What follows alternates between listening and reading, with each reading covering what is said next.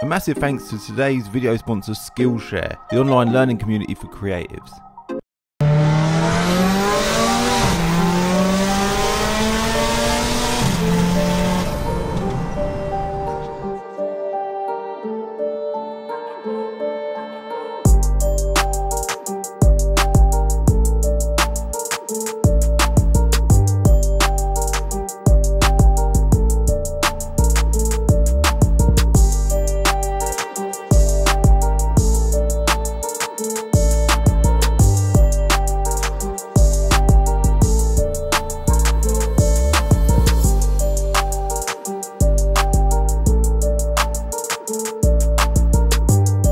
Look, I know you lot are keen to see today's video, but let's give a quick brief on today's video sponsor, Skillshare. Skillshare is an online learning community for creatives where millions of people come together to set their next step in their creative journey. Look, I was in a restaurant recently and I see a saying on the wall that said, everybody should have a hobby, and it's so true, man. So if you've got a hobby and you want to try and turn that hobby into a business, well, with Skillshare you can enhance on the knowledge that you have on that hobby and then maybe make a business out of it. Well, if you look at me as an example, that's exactly what I've done. I enjoyed making videos and I've made a career as a YouTuber by enhancing on my hobby. If you go on Skillshare, type in video editing as an example, you'll be faced with loads of classes from various creators where you'll be able to gain knowledge on that subject. I like this guy here, Ali Abdul. His class consists of 33 lessons, it's just 3 hours long, and I guarantee, don't matter who you are, after watching this, you'll definitely gain knowledge on this subject. And you know what, the list of classes they offer for various subjects is endless. Whether it's graphic design, web development, crafts, or even photography, I guarantee Skillshare have definitely got a class that suits you. It's dead easy to join their community, and you can join for as little as £7 a month. And Skillshare are kindly offering the first 1,000 people that click the link in the description below a free trial for a limited time only. Come on, man, it's a no-brainer, isn't it? So hit the link in the description below, give it a shot. If it ain't for you, at least you try it. It's all about trying. You've got nothing to lose, and you never know, you might find that hobby slowly forming into a business. Let's get on with the video. Will, another episode of VRS cars, yeah? Yeah, VRS. And car. this is a customer's car? Yeah, customer's car. A45 Amg, yeah? It is, yeah. Under the bonnet. So, stock engine. Stock engine, yeah? Yeah, stock engine, so far anyway. And then this did have a hybrid on it, one of our Turbo Technics ones. And we got the record for the hybrid at Santa Pod, so that was done. So we what do you mean the record, like? Fastest hybrid, quarter mile, you know. What, in an A45? Yeah, at Santa Pod or at a drag strip. So okay, cool. We use Jamie from EST for the software. He's well developed with these cars, so we use his software, and we've done so many flashes on this car and development that we just carry on and on. We use him for the gearbox tune as well. So the gearbox tune on this car is crucial because the standard gearbox is awful. The gear chains are slow and they don't take much torque, so we up all the limits, and what we say Jamie does. So it's still the stock gearbox, but it's been the software is you know, it's night and day difference. Yeah, it's really, really good. That's good to know. This particular car's had, so we just got basic things like some engine mount inserts to try and keep the engine from rocking so far. Yeah, I noticed them, they look neat. Then we've got a bigger charge cooler here. So that was, that's all made by us, and we use Alpha Fabrication to do that to our design. So it's welded by them, but it's all our design. So that's a custom completely, because it's normally a plastic charge cooler. So yeah, we do obviously a much bigger tanked one. Yeah, and the core's bigger. We also run a much bigger rad. The rad's 2.5 times as thick in the front. That's for the charge cooler, that one there. So no, I could see it behind. I didn't know if that was standard. Oh right. Yeah, one inside as well. So there's 2 bigger charge cooler rads. Then what we've done is the A45 Amg has a tubular manifold. We've cut off the collector.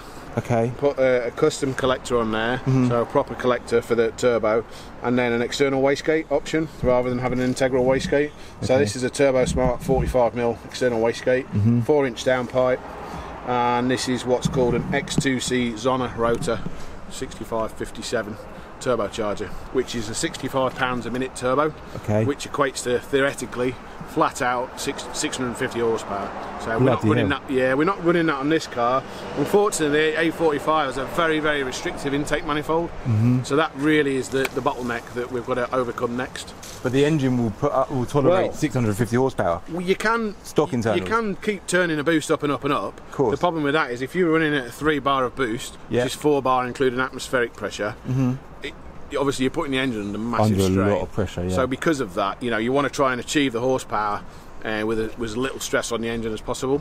So because it's a stock engine, we're not prepared to go that far yet, but if we do some development and change the inlet manifold, then we will push it further, obviously. Bloody, yeah. So what are we running close to 600 brake horsepower now? At the moment the car's running about 560 to 580 depending on how much boost we run. Bloody so hell. Yeah, it's a fast car. We're also running a AMS Alpha high pressure fuel pump as well. So there's 2 cars in the UK with that. There's another A45 red one which runs a Turbotechnics hybrid that's running that. That's built and tuned by Jamie from EST. So it's quite a unique setup then, really, from what you're saying. As far as I know, it's the only one in the UK. Really? You know, there's always somebody out there that might have got one that hasn't put it on the net, but yeah. Yeah. What about MEF? Does it run MEF at all? Yes, we've got water MEF that just fires in there in the end of the charge cooler. Oh, right. So we run MEF on it as well. So the MEF's there just to keep the temps cool. So what happens is because you get a lot of back pressure in the intake manifold, you don't tend to get much knock. So because the air's not getting in the engine.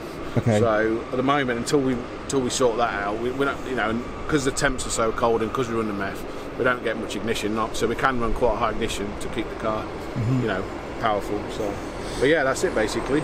I know it's got a carbon fibre bonnet as well, like that. Carbon bonnet. It's obviously done a few upgraded pads and rear discs. It's got Bilstein B14. It sits nice. It's a bloody good looking car, isn't it? And it's got the aero kit on it as well. Because I just bought an A45 AMG, a black one, didn't I? And, yeah, this is a lot nicer. It's a nice thing. All right, so it's gonna get dark soon, so we better get out, hit the road, yeah.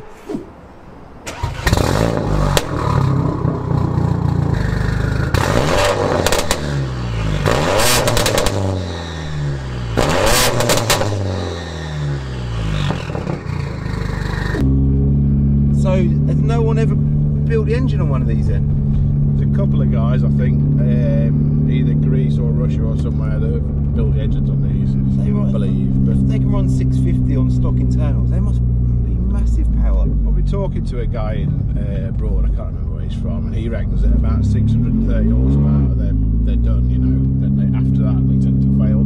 Oh really? But it does depend on, the problem is, those people who are running that are going to be running really high boost because of the intake manifold. So I've put pressure sensors all over this car. So you know, I've got 2 on the turbo, 1 pre, and I've got 1 after the charge cooler, 1 in the charge cooler, and 1 in the intake manifold. Really? That we've put in manually to do. And the back pressure in the manifolds, it's about half a bar to 0.8 of a bar back pressure in. As you can see from Calvin's face, he has absolutely no idea what William is talking about. But he does seem to do a cracking job of making it look like he knows what he's talking about. Because he's so small, it just builds up in there. Yeah. The engine can't, he needs to be bigger. So the problem with that is that, you know, you're creating huge back pressure at the intake, the air's just not getting in the engine. So yeah, so that's a weak point there. Yeah, it becomes the opposite. Normally what happens is you get back pressure in the charge cooler, so you get a pressure drop the other side of it. But in this case it's the complete opposite, which is really rare. But if you saw the intake manifold, you'd see how restricted.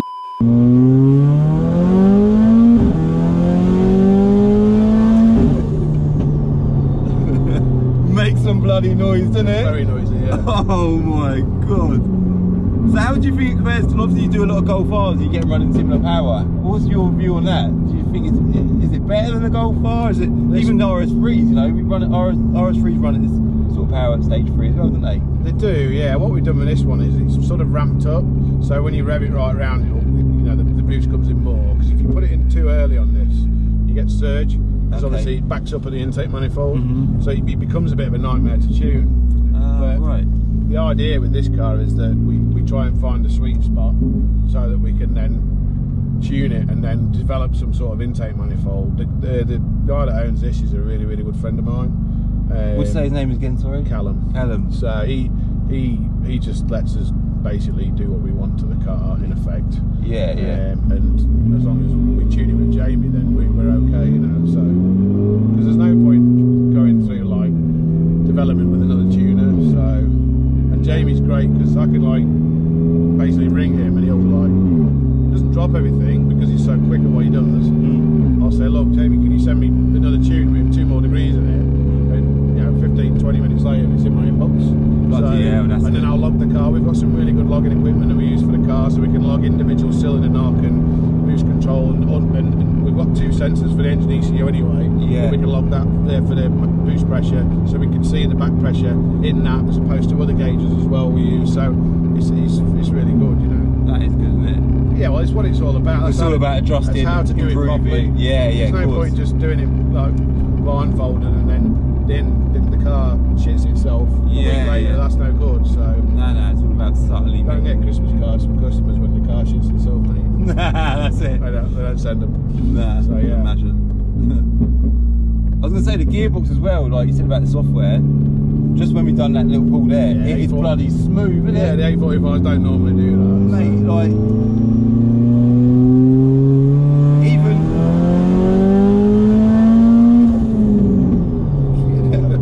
the ones that you can feel it, like we're nowhere near 7. We revved this to 7.5. Yeah, yeah. The normal A45s are like 6,800.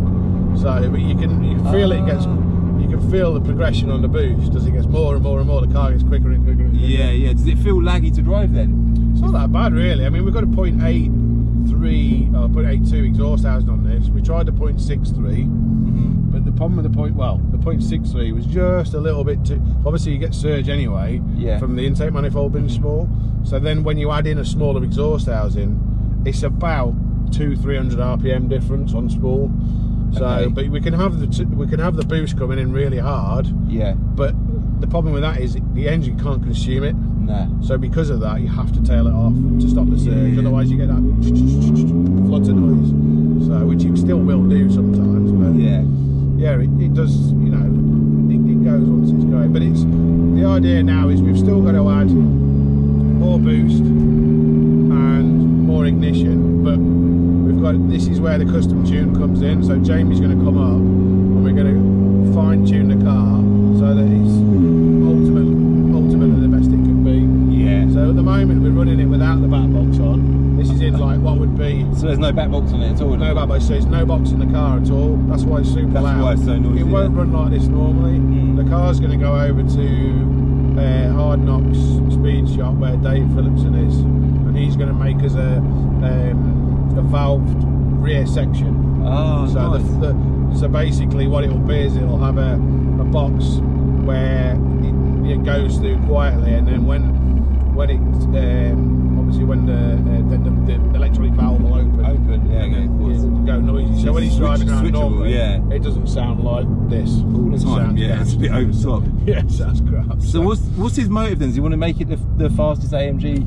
Well, it'd be nice to beat. I think the record's 10.6 or something quarter mile. So the idea is that that's the ultimate record for a big turbo car. Okay. So the idea is that we basically try and, you know, beat that record. Yeah, yeah. That's the idea. So we can't do that now at the moment because the Santa Pod's closed. So we've got to wait until next year. And then we've got all drag tyres. That record's with drag tyres and everything and interior out. So we've got all that for the car. So you reckon this car's capable of beating that? That's where we're heading to. That's the goal, yeah. That's the goal. Is that more your goal? Or is it more Callum's goal? Like you as a tuner, like that's a big thing, isn't it? It's nice to have a record, but at the same time, Callum's really excited. He's on side with it as well, yeah. 100%, yeah. So I mean, he's a great guy. He's dead funny, so he's dead passionate about the car. So it's good. Yeah, that is good. Try and find our way through here. Yeah, so that's the idea anyway. If we can do that, then that's some good proof of the car. So because a lot of people think that these cars are, you know, not that good, but with the gearbox tune and a decent stage 2, these cars are a really decent car. They weren't because the gearbox was so slow, and everybody sort of owned one and just thought, they got rid of it. Put him off. Yeah, put him off. Such a nice car inside. I love these cars. I rate them so much. I've never had, other than obviously that one that came in, I've never had anything to do with any of them, and they are. The good thing is as well, if you think about it, you got to put some rads in it and exhaust. a big turbo, a fuel pump. It's not masses you've got to do to it. You know, to get that sort of power. Yeah. And at the end of the day, the engines. I've always said that you can usually double the output of an engine, usually. But if you think 630 is not double the output of one of these 720 is. So, but even at 630, if you can run it at 600, then without it breaking with a proper quality tune on there, then you can't do that with most other vehicles. You know what I mean? Because they tend to expire pretty quick. So that's massive power for a little car, isn't it? Yeah, exactly. So yeah, it'd be nice to. Well, we're going to try it anyway, so we'll see what happens. See what happens. Next step will be building the engine. Rebuild the engine. Yeah, strong boots. Yeah, you feel it when it starts to go in. So.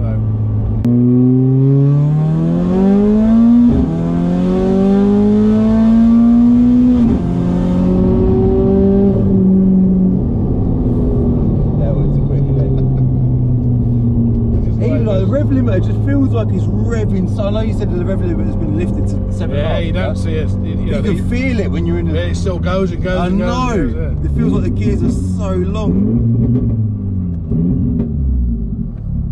You know, small cars are great fun, aren't they? These are four-wheel drives, aren't they? Yes, it's four-wheel drive. Four-matic. Four-matic, yeah.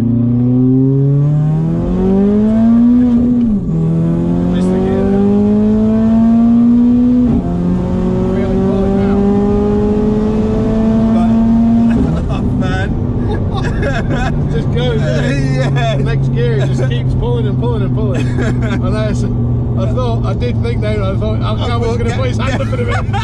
What are you doing? Stop!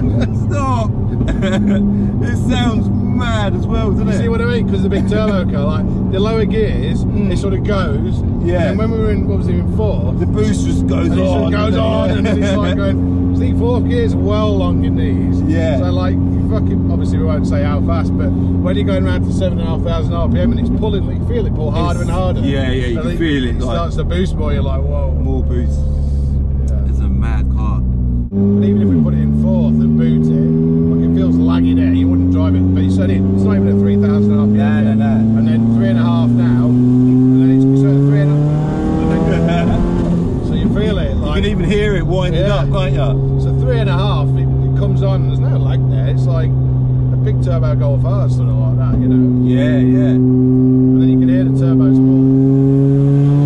Sounds amazing.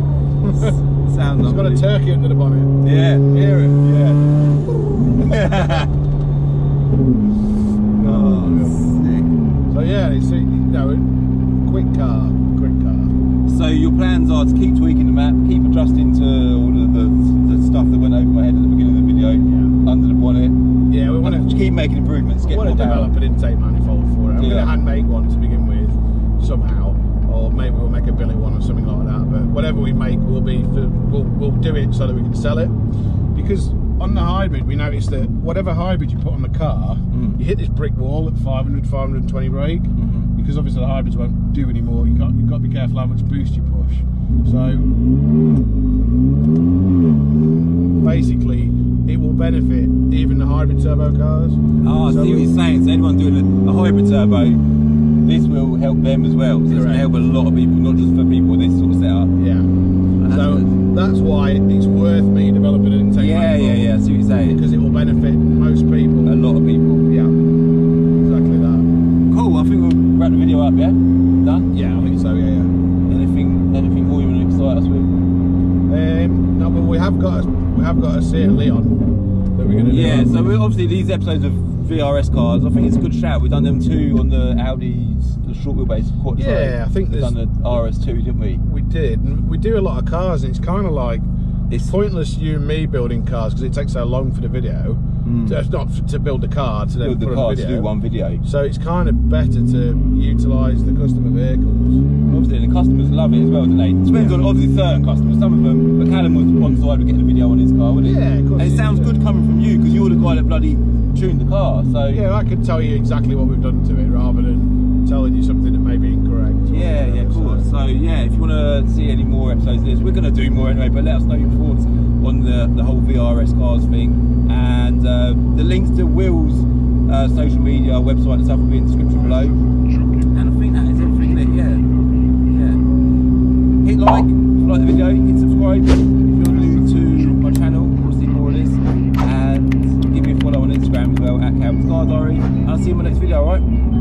In the next episode of Diary of a Car Trader, it's another episode of Subscribers Cars with this wonderful guy David and his lovely Alfa Romeo Giulia Quadrifoglio.